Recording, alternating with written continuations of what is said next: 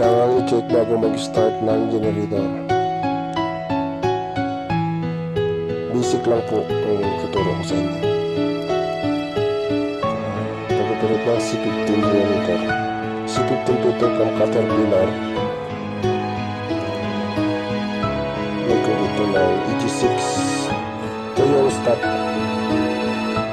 yung kulay green. Yung synchronize naman yung dilaw para synchronize ang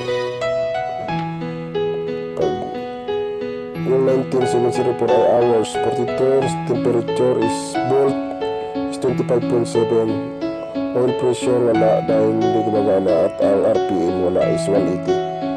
Ito yung EBG wala siya dahil hindi pa gumagana at ito ay 380 Hz, 60 Hz dapat.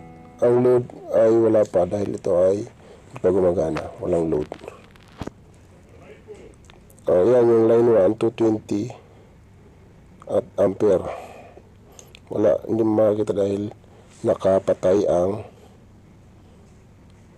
makina.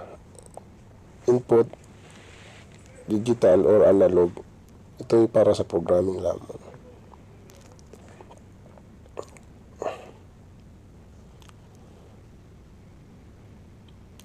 Alternating current, engine, sa main menu. Ito yung breaker nya. Tinataas to pag nag-start na yung makina, pero pag naka-synchronize, automatic lang, lagi nasa taas lagi. Pag synchronizer ang ginagamit. EG6 Caterpillar po ang model natin ay C15.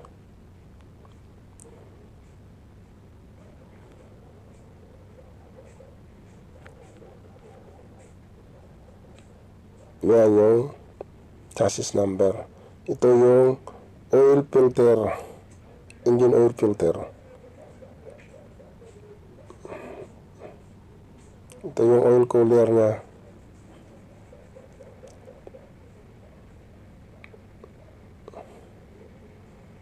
Ito naman yung turbocharger at yung exhaust.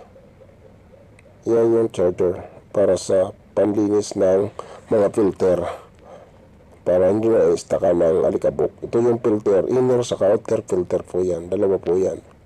Kailangan na nililinisan araw-araw.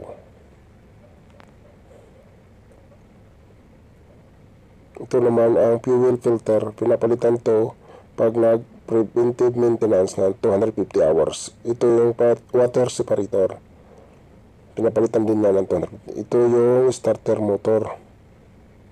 Dalawang battery is 12 volts is 24 volts, pero ang ano nito is 150 ampere. Ang maximum na charge nito is 27 volts.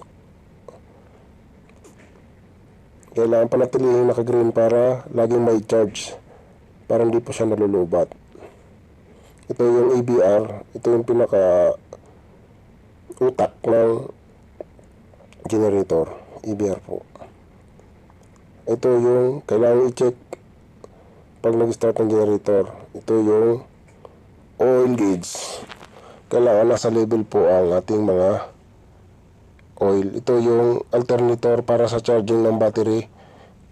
Ito naman yung para sa pag-refill ng engine oil. Ang ginagamit namin engine oil as MB15 W40 dahil ito ay diesel supply. Kailangan din natin i-check mamaya yung coolant para sa cooling system ng makina. Yung coolant po ay nasa taas.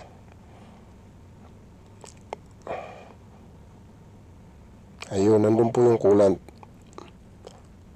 sa taas. Ayan, kailangan po laging nasa level po yung tubig or yung coolant natin. Yun po yung mga kailangan i-check. Saka yung belt din, check yung belt para maiwasan ang pagkasira ng pan. Salamat sa inyong panunood.